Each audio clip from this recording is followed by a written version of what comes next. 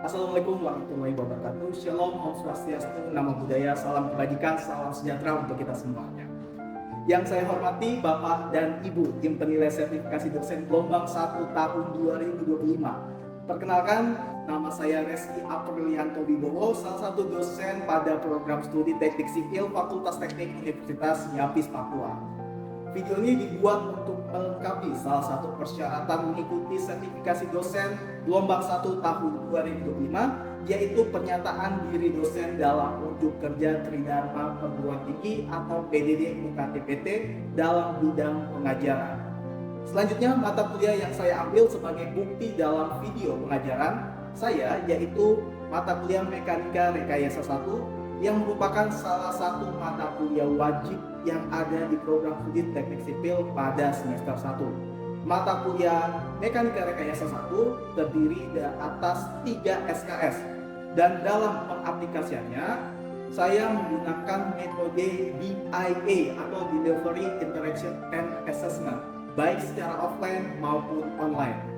Deskripsi singkat mata kuliah ini yaitu mata kuliah Mekanika Rekayasa 1 berisi tentang perletakan, reaksi, syarat-syarat keseimbangan, gaya dalam, yaitu momen, lintang, dan aksial, balok miring, balok fungsi, garis mengaruh, momen maksimum, maksimorum, gelagar tidak langsung, balok Gerber, portal 3 segi, konstruksi rangka batang sederhana.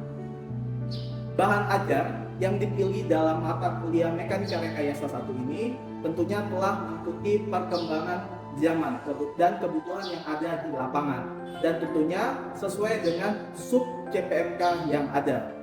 Referensi yang saya gunakan yaitu berbagai ragam seperti mekanika statis tertentu karangan Hadi. Berikutnya ada modul ajar Mekanika Teknik 1 karangan Triwulan Suwardoyo dan juga ada struktur analisis edisi ke-6 dan yang terakhir ada Mekanika Rekayasa karangan Wesley. Sistem pembelajaran pada mata kuliah Mekanika Rekayasa 1 menggunakan sinkronus yaitu tatap muka langsung atau Zoom dan asinkronus yaitu WhatsApp group ataupun Google Classroom untuk penugasan secara mandiri ataupun secara kelompok.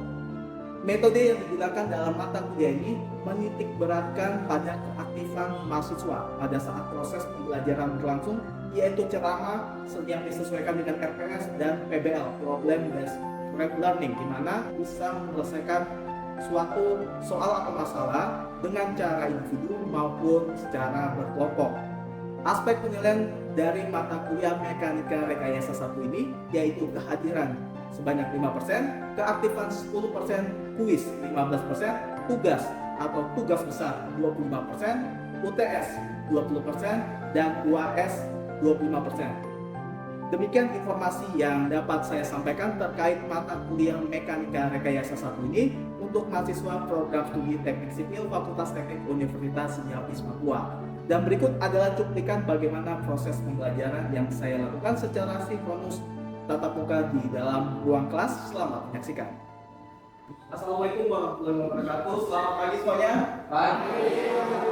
Bagaimana kabarnya pada pagi hari ini? Berarti sudah siap untuk belajar di pertemuan saat ini untuk Mekanika Rekayasa 1 ya? Ya. Oke, sebelum kita memulai perkuliahan pada pagi hari ini, baiknya kita berdoa menurut agama dan kepercayaan kita masing-masing. Berdoa dimulai. Amin. Berdoa selesai.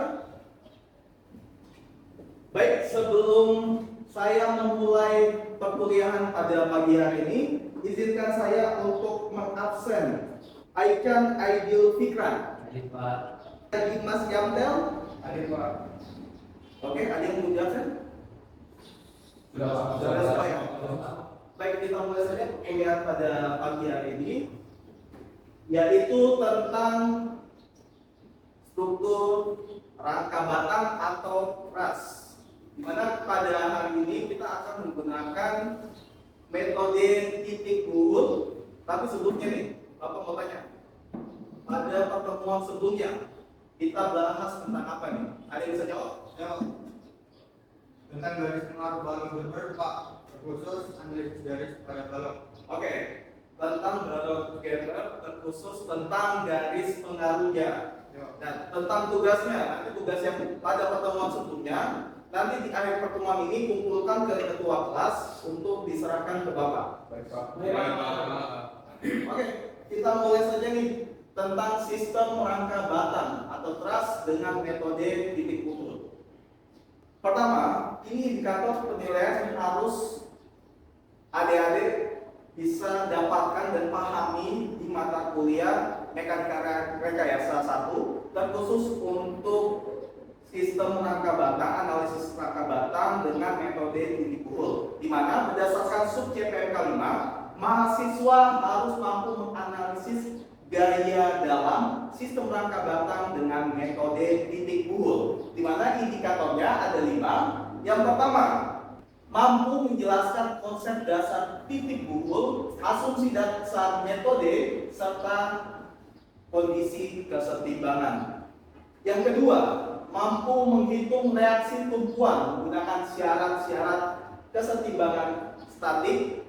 Yang ketiga, mampu menyusun persamaan keterseimbangan pada tiap pukul dan menyelesaikan untuk memperoleh gaya pada batangnya. Yang keempat, mampu mengklasifikasikan batang sebagai elemen tekan atau tarik. Jadi ini adik-adik semuanya harus bisa bedakan dalam konstruksi sistem rangka batang mana yang tekan, mana yang tarik. Yang kelima, nanti mampu menyajikan hasil secara grafis dan numerik dengan penjelasan gaya tekan atau tarik pada tiap elemen. Jadi indikator-indikator ini yang harus adik-adik mahasiswa semua bisa capai untuk bisa mendapatkan atau bisa paham terkait analisis gaya dalam sistem batang dengan metode titik pukul. Baik, di sini adalah poin-poin yang dimana adik-adik harus pahami dan kita akan belajar bersama-sama. Yang pertama, tentang pengertian dari analisis rangka batang. Yang kedua, tipe-tipe rangka batang. Yang ketiga, tentang kestabilan konstruksi. Yang keempat, metode mencari gaya rangka. Oke, untuk definisi awal, apa itu rangka batang atau truss? Ada bisa jawab angkat tangan? Oke, silakan yang pojok ke kanan. Struktur yang terdiri dari gabungan batang yang terhubung dengan sambungan. Ada jawaban lain? Coba kita lihat. Rangka batang atau truss adalah struktur yang tersusun dari batang-batang lurus yang terhubung di simpul-simpul dan bekerja memikul beban melalui gaya aksial yaitu tarik dan tekan. Umumnya digunakan untuk struktur atap, struktur rangka, jembatan, menara, dan bangunan industri ringan. Nah, ini biasa kalau untuk struktur rangka ini atau truss ini, kita biasa kalau untuk bangunan-bangunan kita umum lihat di bangunan jembatan yang banyak di Papua ini. Ya, ini adalah tipe-tipe rangka batang atau truss. Pertama ada truss, Howe truss, Warren truss, Baltimore truss, dan Moss Street. Nah, kira-kira nih untuk pengaplikasiannya berdasarkan gambar ini yang banyak ditemukan di Papua, ini model apa nih? Ada yang bisa jawab? Oke, silakan coba. Jembatan rangka atap. Jembatan rangka atap. Nah ini kalau berarti yang tipe ini kan truss nih ya.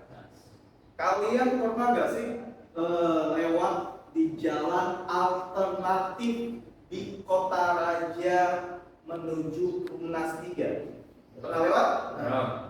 Lihat di situ ada jembatan nggak? Ada. Nah, jembatan yang digunakan pada tipe rangka di jalan alternatif yang menghubungkan Kota Raja dan Rumnas 3 adalah tipe ini, Warren Truss. Jadi banyak sekali nih. ternyata pengaplikasian untuk tipe-tipe rangka batang ini di Papua itu sudah banyak digunakan untuk jembatan-jembatannya. Dan juga kita punya salah satu ikon di Kota Jayapura, yaitu jembatan merah. Ini termasuk nggak sih? Termasuk struktur rangka. Termasuk struktur rangka, tapi bukan tipe rangka batang. Itu adalah tipe R-brake, itu tipe kabel set. Jadi itu ada kabel-kabel besar yang menghubungkan, menahan gelagar-gelagar dari jembatan merah. Oke, kita lihat, meskipun memiliki beberapa keterbatasan, metode keseimbangan titik dulu tetap relevan dan memiliki berbagai aplikasi penting dalam rekayasa struktural dunia nyata. Yang pertama, tentang desain awal jembatan. Jadi ini bagaimana meskipun sekarang dengan berbagai macam perkembangan zaman yang luar biasa, kita bisa langsung input data menggunakan software dan lain sebagainya. Kedua, untuk struktur atap bangunan, di mana esensial dalam perhitungan gaya pada rangka atap bangunan industri, gedung atau aula besar untuk memastikan kestabilan dari struktur tersebut. Yang keempat, analisis menara. Nah ini biasanya ada lihat nih, menara-menara tower, pemancar dan lain sebagainya. Itu adalah susunan dari rangka batang. Jadi banyak sekali disusun bentuk segitiga, kotak dan lain sebagainya, sehingga bisa menjulang puluhan sampai ratusan meter tetap kokoh karena joinnya bagaimana sambungannya agar bisa kuat kokoh meskipun berada di ketinggian yang luar biasa. Yang keempat adalah tentang pendidikan teknik. Ini adalah pendidikan dasar nih. Ini hal yang wajib untuk paham tentang bagaimana hitung dari struktur. Untuk mengetahui suatu struktur biar kokoh, tentunya dia harus stabil. Bagaimana sih struktur itu dikatakan stabil? Nah, biasa untuk rangka batang banyak yang kita temui di jembatan seperti tadi di jembatan di jalan alternatif di Bumnas 3 dan Kota Raja itu tipenya wire truss, bentuknya segitiga. Ada yang bisa jawab kenapa segitiga? Oke, silakan. Karena kaku. Karena kaku. Sudah benar memang karena kaku, tapi belum menjawab semuanya. Ini alasan kenapa kestabilan struktur rata-rata untuk rangka batang itu berbentuk segitiga. Alasan yang pertama, tidak berubah bentuk atau rigid. Di mana jika Anda menekan salah satu titik dari segitiga, bentuknya tetap kaku dan tidak berubah kecuali jika panjang batangnya berubah. Berikutnya yaitu kestabilan tanpa elemen tambahan. Ini adalah kelebihan dari mengapa struktur segitiga merupakan struktur yang stabil. Untuk membuat segi empat menjadi stabil perlu ditambahkan diagonal. Jadi ini pasti ada batang tambahan berbentuk diagonal. Betul? Nah ini salah satu membuat mereka menjadi stabil kalau berbentuk persegi atau persegi panjang, beda dengan segitiga. Tapi ujung-ujungnya kalau dijadikan diagonal pun ada join-joinnya, ini juga berbentuk segitiga juga. Jadi mengapa itu alasan segitiga merupakan struktur yang stabil. Nah, kita lihat nih metode mencari gaya di rangka. Untuk pertemuan ini kita akan mempelajari tentang metode menggunakan titik buhl. Tapi untuk menghitung analisisnya kita dapat berbagai macam cara. Ada metode titik buhl, join method, ada metode return, ada metode Cremona dan metode matriks. Nah ini syarat keseimbangan dalam model nih, rangka sederhana ini.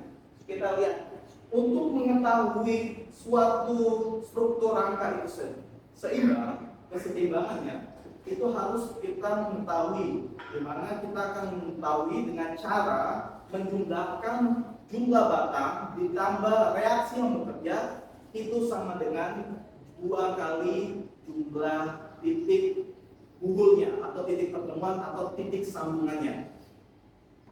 Nah ini agar rangka batang dapat dihitung secara statik tertentu. Yang pertama, kita menggunakan rumus M tambah R sama dengan 2J. M itu adalah jumlah batang, R ada reaksi, dan J adalah jumlah sambungan atau jumlah titik bukunya nih, ada berapa nih.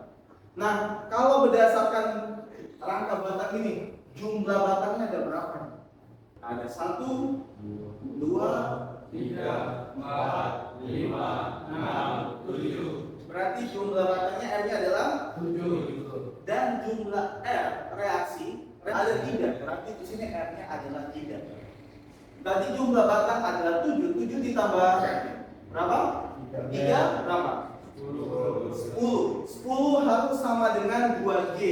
J di sini kita lihat sambungannya ada berapa saja? 1, 2, 3, 4, 5. Berarti 2 kali 5 10. Berarti sudah seimbang atau belum? Itu berarti menunjukkan bahwa rangka tersebut sudah seimbang.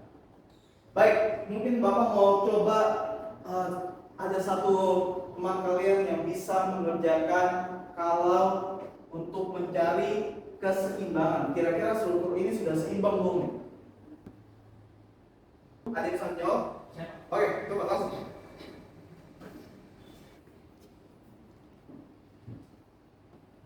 Oke, jawaban teman kalian sudah benar apa belum? Sudah. Oke, terima kasih. Silakan kembali. Oke, nanti setelah contoh latihan ini, Bapak akan bagi kalian ke dalam beberapa kelompok untuk diskusikan latihan soal yang akan Bapak berikan, dan nanti setelah itu akan dikerjakan oleh salah satu teman dari kalian. Bisa dipahami? Bisa. Oke, untuk contoh perhitungan dari struktur rangka batang, kita akan menggunakan model rangka atap. Ini adalah contoh perhitungan di mana kita menggunakan model rangka atap, di mana kita lihat ada tumpuannya, ada tumpuan di A dan tumpuan di B, dan beban yang diberikan ada di titik A, titik B, dan titik D. Ada P1, P2, dan P3. Jadi kita lihat di sini. Pertama, ada berapa batang nih? Ada 5 batang. Dan di sini pertama-tama yang kita harus menentukan reaksi vertikal di titik A dan reaksi vertikal di titik B. Jadi itu adalah bagaimana kita menentukan struktur, kita harus menentukan bagaimana struktur itu bereaksi terhadap gaya yang diberikan, di mana tentuannya ada di titik A dan titik B, sehingga kita harus mengetahui mencari gaya di titik A secara vertikal dan gaya di titik B secara vertikal. Caranya, bentang struktur atap itu sama, jadi kita bisa asumsikan bahwa sigma atau RAV itu sama dengan gaya vertikal di B. Gaya vertikal di A sama dengan gaya vertikal B, itu sama dengan gaya yang diberikan atau beban yang diberikan pada tumpuan berupa atap. Itu ada 3 beban tadi, yaitu P1, P2, dan P3, dijumlahkan lalu bagi 2 karena ada 2 tumpuan, di mana P1-nya adalah 1 ton, P2-nya 2 ton, P3-nya 1 ton, dijumlahkan adalah 4 ton, dibagi 2 sama dengan 2 ton. Jadi gaya vertikal di titik A adalah 2 ton, gaya vertikal di titik B adalah sebesar 2 ton. Nah ini, pertama, kita harus menghitung pada titik bubul di A, sambungan di A. Kita lihat, untuk mendapatkan reaksi vertikal, karena batangnya ini adalah bentuknya tidak vertikal, miring dengan derajatnya adalah 30 derajat, makanya kita harus membuat dia secara menjadi vertikal. Untuk RPA, karena dia menahan beban dari bawah ke atas, dia positif. Sedangkan P1 karena dia adalah beban yang diberikan kepada struktur itu dari atas ke bawah, dari luar, sehingga beban luarnya ini dia negatif. Jadi M1 dikali sin 30 ditambah RPA dikurang P1 sama dengan 0. Di mana M1-nya Untuk itu yang kita akan cari. M1 dikali sin 30 sama dengan 0,5 ditambah 2 dikurang 1 sama dengan 0. Sehingga M1 sama dengan negatif 2 ton. Itu kalau negatif menunjukkan bahwa rangka itu merupakan batang tekan. Ini untuk di titik A. Untuk vertikalnya sudah kita dapat. Berikutnya setelah dapat vertikal, untuk mencari berikutnya kita harus melihat gaya horizontal. Sigma H sama dengan 0. Di mana nih? Ini kan akan kita ketahui M2 ke kanan, M2 berarti positif. Ditambah, ini kan ada M1 nih, M1 untuk mendapatkan biar dia sejajar dengan M2 harus dikalikan cos dari sudut ini. Kenapa cos? Karena kalau berdasarkan geometri itu merupakan kalau cos adalah miring bagi samping. Jadi karena kita sudah dapat sampingnya nih, yaitu M1 susah 30 derajat, berarti untuk mendapatkan biar dia tidak lurus dengan sejajar dengan M2 harus dikalikan cos. Makanya M2 ditambah M1 cos 30 derajat. Di mana M2 karena M1 nya sudah dapat tadi negatif 2, M2 dikurang 2 dikali cos 30 derajat 0,866. Sehingga M2 didapatkan yaitu 1,732 ton batang tarik yang positif. Selanjutnya untuk di titik buhul tadi sebutnya titik buhul C, ini titik buhul D. Nah di titik buhul D kita akan lihat juga sama untuk mencari gaya vertikal dan horizontalnya. Di mana kalau di atas ini kita lihat ada bebannya P2 berarti negatif ya, dikali negatif M batang 1 sin 30 ditambah M5 sin 30, sehingga nanti kita peroleh M5 nya adalah negatif 2 ton, itu merupakan batang tekan. Dan juga sama di titik buhul B kita cari vertikal dan horizontalnya juga untuk dapatkan nanti M5 nya ini harus sesuai.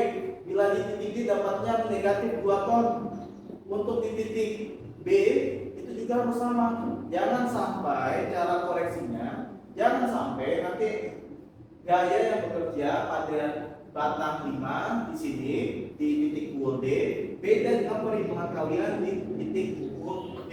Jadi ini harus sama. Dan untuk gaya vertikal di titik B didapatkan untuk M4 nya 1,732. Coba lihat di perhitungan sebelumnya sama ya. Di sini juga di titik buhul C itu M4 nya dapatnya juga 1,732 ton. Jadi itu semua cara untuk mengoreksi harus sama. Jangan di titik batang 1, batang 2 sampai batang 5 itu bila dihitung dari berbagai titik buhul itu harus sama untuk gaya-gaya yang bekerja. Itu cara mengkoreksinya.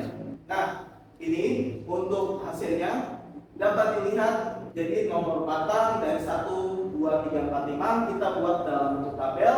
Gaya batang ton, ada tarik positif dan tekan negatif. Di sini hasilnya bisa dilihat untuk batang 1 karena dia tekan, dia negatif, ada di kolom negatif yaitu sebesar 2 ton, sampai di batang 5 sama juga negatif, dia ada di kolom negatif bagian tekan yaitu 2 ton. Baik, sampai di sini ada yang ditanyakan? Oke, kalau tidak ada kita bagi kelompok untuk latihan soal. Oke? Baik.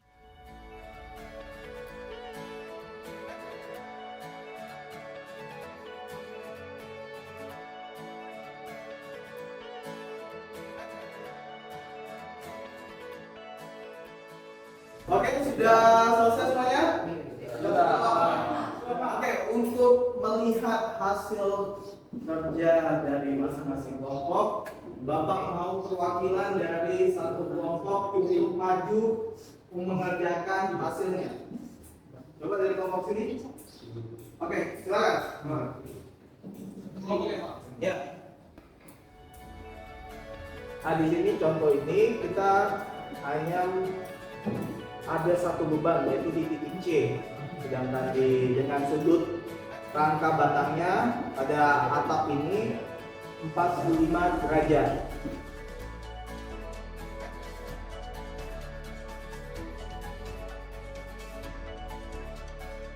Oke, dari jawaban kelompoknya bintang seperti ini, apakah sudah sesuai dengan kelompok lain? Sudah, Pak. Sudah ya? Sudah sesuai? Sudah. Oke, berarti semua Bapak anggap paham nih. Baik, terima kasih Bintang, bisa kembali. Oke, setelah bagi kelompok dan sudah dikerjakan dan Bapak lihat semuanya paham, kita atur tempat duduknya kembali normal untuk kita kuis. Bisa dipahami? Bisa, Pak. Kita kembali atur tempat duduknya kembali normal.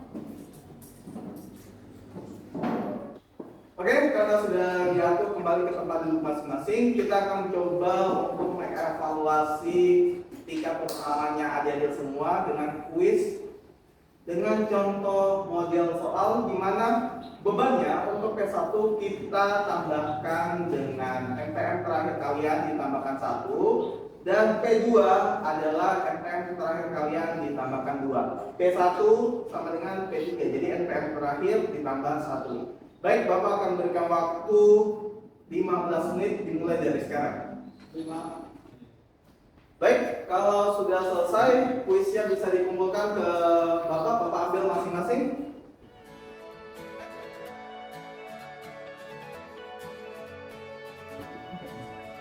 Baik, waktu habis, kumpulkan. Oke, sudah dikumpulkan semuanya? Ya, Pak.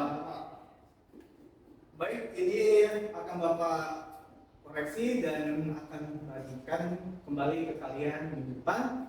Dan berikut ini adalah tugas yang harus kalian kerjakan minggu depan dan harus dikumpulkan. Tugas individu, jadi wajib dikerjakan setelah ditulis. Ada juga tugas tambahan untuk pengevaluasi. Hanya bedanya di sini ada tambahan dari beban itu, dari beban rangka batangnya. Jadi ini nanti ada tambahan di sini. Itu nanti akan menjadi tugas kalian. Dan untuk pertemuan selanjutnya nanti kita akan belajar lebih mendalam tentang metode titik rule dan akan menyinggung juga dengan analisis sistem rangka batang dengan metode written atau potongan. Baik, untuk pertemuan kali ini dapat Bapak simpulkan bahwa untuk menghitung analisis sistem rangka batang kita harus melihat gaya vertikal dan gaya horizontalnya, dan gaya di masing-masing batang itu harus sama dengan perhitungan mungkin dari titik buul A, B, C atau D itu untuk nomor batangnya harus sama. Dan juga metode titik buul tetap menjadi dasar fundamental dalam analisis rangka batang. Meskipun kemajuan teknologi telah memperkenalkan berbagai perangkat alat lunak. Untuk pertemuan berikutnya tentang analisis sistem rangka batang dengan metode written atau titik potong. Demikian pertemuan pada pagi hari ini. Kurang lebihnya Bapak mohon maaf. Sebelum kita akhiri, mari kita berdoa menurut agama dan kepercayaan kita masing-masing. Doa dimulai. Amin, berdoa selesai. Terima kasih, selamat pagi. Wassalamualaikum warahmatullahi wabarakatuh. Shalom. Selamat pagi, Pak. Demikian deskripsi singkat dalam proses pengajaran mata kuliah yang saya ampuh. Semoga dapat memberikan gambaran mengenai kinerja bagian pengajaran yang saya lakukan, khususnya di mata kuliah Mekanika Rekayasa 1 di program studi Teknik Sipil Fakultas Teknik Universitas Diapis Papua. Saya mengucapkan terima kasih yang sebesar-besarnya kepada seluruh tim penilai sertifikasi dosen tahun 2025. Demikian yang dapat saya sampaikan. Saya mohon maaf atas segala kekurangan dalam video pembelajaran saya. Saya akhiri. Wassalamualaikum warahmatullahi wabarakatuh. Shalom, Om Swastiastu, Namo Buddhaya, Santi Santi Sabio.